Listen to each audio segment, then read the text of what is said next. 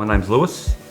I've been on this cancer journey probably 5 years now. It's my third lot of cancer has come back. Without my partner Kathy, I probably would be struggling a lot more than I do. My name is Brooklyn Dowling and I'm here today because my dad was diagnosed in 2021. Unfortunately, he passed away in November 2023 from esophageal cancer. My name is Sumi Ananda. I'm a medical oncologist in Victoria and my area of interest and expertise is gastrointestinal cancers. My name's Peter, this is my wife Sue. We've been married for 43 magnificent years. Got 3 gorgeous daughters, 6 gorgeous grandchildren as well, and received another little bit of disappointing news about a fortnight ago with another cancer, but we'll live through that one.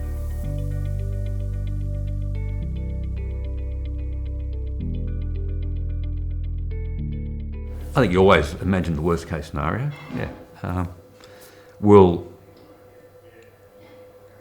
it be over with? You know, once the operation, will that be the end of it? Will it be gone? Can you move on with life? Probably the main feeling is that just uncertainty. You know, should I stay at work? Should I retire and enjoy what time I had left? What do we actually do?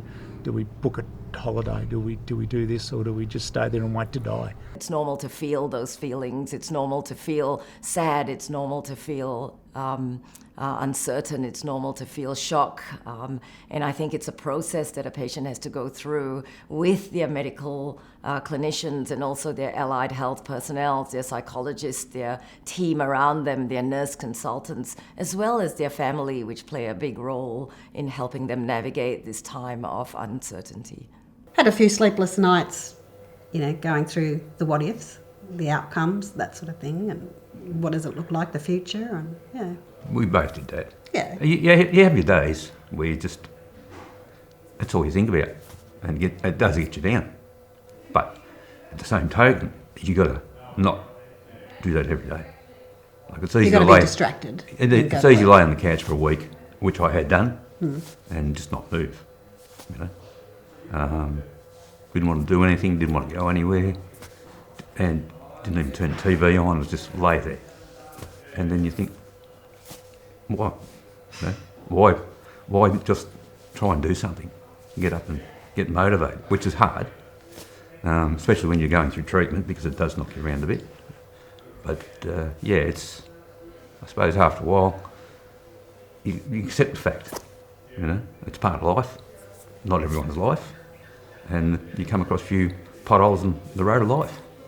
I used to go to work during the day and then I had a big drive on the way home, so cry on the way home, and yeah, I didn't let him see me upset because I knew how upset it would make him. We live about 3.5 hours from Melbourne, so the drive down to get the PET scan is the conversation can be pretty nerve-wracking on how the results are going to be.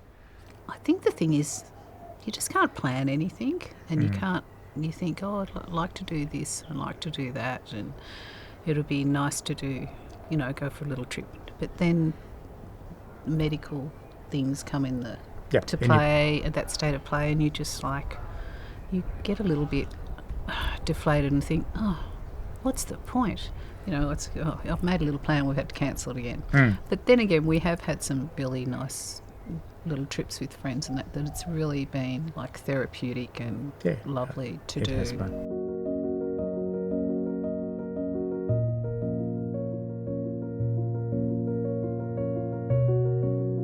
We tried to involve everyone that wanted to be involved in our process. We didn't keep it a secret. Some people do. It's everyone's individual process of what they do, but we told, you know, people that wanted to know about the process, and some have come along for the ride with us, and you know, we've found people that have that probably weren't really close to prior to getting this disease are now a lot closer now. So it's a really interesting journey. It is. It was really nice. We tried to bring the grandchildren, include them in that journey too. So we took them to meet the oncologist, and they had some questions, and they asked the oncologist those kind Those of questions. questions, Like, which are was we going to nice. die? Can I Yeah. catch this? And Yeah, So yeah. that was nice, and it was actually nice for the oncologist. I thought she kind of was like, oh, these little kids are asking me questions. So Oh, I it's think not. it's important not to demystify that for children, though, for them, because they worry just as much.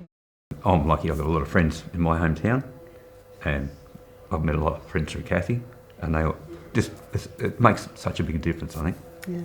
Just being there for appointments, being there to listen, a second year to take in what the oncologist or the doctor is saying to them, and give them the time that they need to be able to normalise themselves as a person and be able to get out and do some nice things as well.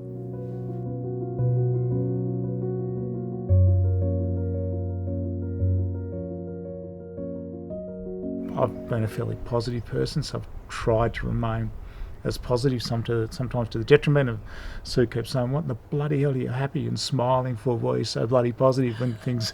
It's good you're being So that's probably been my sort of mindset, to try and stay as positive as I probably can. The sun will come up tomorrow. Keeping your mind busy doing other stuff, yeah, whatever it is, whatever it looks like, yeah. And I like to go to theatre and shows, so we'd come up to Melbourne and I've learned to do a enjoy lot. that. Yeah. Yeah, look, for me, work's a really good distraction. It always has been, so I'll probably tell you I've too much of a distraction and I put too much into it. But for me, it sort of got me out of the house and got me thinking about something else. I'm not thinking about cancer. I'm thinking about doing other things, and yeah, which to me, in my case, was really, really, really good. One day this lady, she was a home help, and she came and she showered Dad, and this is following up to the last few days. And she was someone there to talk to my mum who wasn't me or my sister. I'm glad that I did push for that extra help. She was definitely someone there, and she was that person for my mum that I couldn't be then, because she obviously didn't want to offload onto me, because he was my dad too. They're going through the actual, but standing by, going through it, I think it'd have to be very similar as to having the cancer yourself, because the worry and stuff that you go through day to day, and watching them go through what they're going through is really hard. So yeah, the physical they've got, but mentally and emotionally, I think there's not a lot of difference when you're a carer. Carers go through it with you, and they don't tend to get probably enough support as they probably should do. And No. Lots of tears.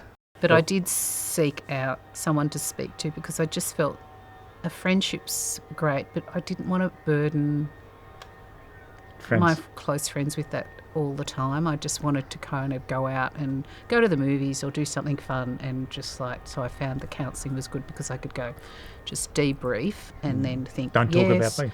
and set some goals. But I found that helped me, and it grounded me, and it was kind of, I was able to probably support you a bit better with that help.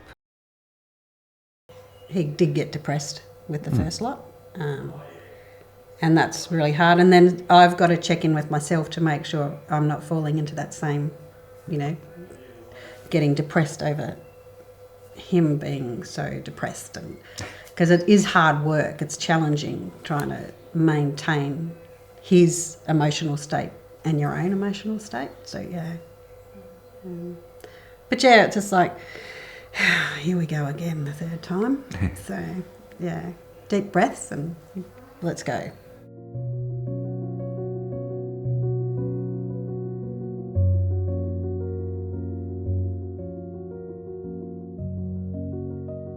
It's an interesting and scary journey. It really is an interesting and scary journey. And look, without Sue being caring for me, the journey would have been a lot worse, and a lot tougher. So, yeah, and look, family's been really, really, really, really important to us through this whole process.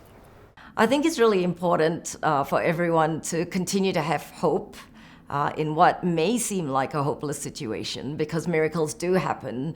Treatment options are improving every day, and I think it's really important to stay positive, to stay closely aligned with your treating team, because there is hope at the end of the day to be able to improve outcomes. And we're working on this so much on an everyday basis in Australia and worldwide.